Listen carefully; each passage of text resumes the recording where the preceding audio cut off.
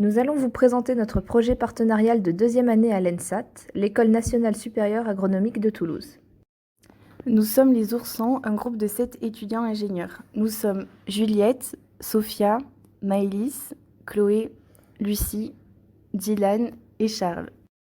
Nous réalisons un projet partenarial avec l'association Ferus, une association nationale pour la défense et la sauvegarde des grands prédateurs, située près de Toulouse. Notre tuteur entreprise, M. Lérissou, nous a proposé d'étudier l'évolution du pastoralisme et ses impacts sur la biodiversité des Pyrénées. Ce projet a été encadré par M. Lafaille, notre tuteur ENSAT, qui a su nous guider et nous conseiller tout au long du projet. Pour mener à bien ce projet partenarial, nous avons choisi de répondre à 2 questions principales. Comment le pastoralisme a-t-il évolué au cours du temps? Qu'est-il devenu?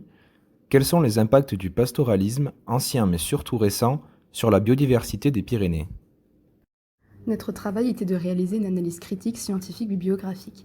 Les impacts du pastoralisme sur la biodiversité des Pyrénées est un sujet délicat faisant controverse et opposant plusieurs parties prenantes avec des arguments et positions très différentes.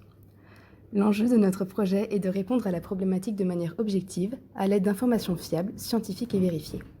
Nous devons adopter un point de vue neutre, un rôle de médiateur pour ne pas prendre position. Pour ce faire, nous avons porté une attention particulière à l'origine de nos ressources bibliographiques et leur fiabilité, et nous les avons diversifiées au maximum.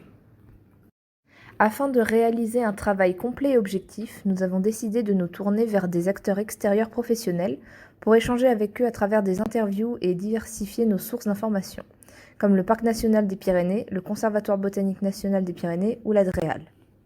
Ce projet nous a permis de vivre une expérience concrète dans le milieu professionnel. C'est une expérience enrichissante qui est valorisante à énoncer dans un CV, une lettre de motivation ou un entretien. Elle nous a également permis de développer plusieurs compétences telles que adopter un rôle de médiateur, travailler en groupe, améliorer notre qualité de recherche bibliographique, gérer un projet et être persévérant et autonome. Grâce à ce projet, nous avons pu développer nos compétences dans plusieurs domaines de management tels que la cohésion d'équipe, la gestion de conflits, la capacité de gérer un projet sur une longue durée, concilier les attentes du partenaire avec nos impératifs techniques et nos échéances vis-à-vis de l'école.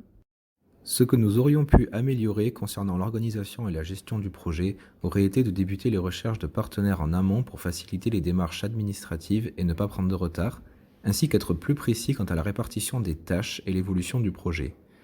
Concernant la réalisation concrète du projet, nous aurions pu affiner nos recherches bibliographiques si nous avions eu plus de temps à disponibilité, ainsi que faire des sorties terrain avec des acteurs spécialistes de la biodiversité pour découvrir concrètement les impacts du pastoralisme sur la biodiversité, et enfin réaliser un plus grand nombre d'interviews. Les conseils que nous donnerions aux futures équipes PEPART sont les suivants. Donc, premièrement, veiller à l'implication de chacun au sein du groupe pour le bon déroulement du projet.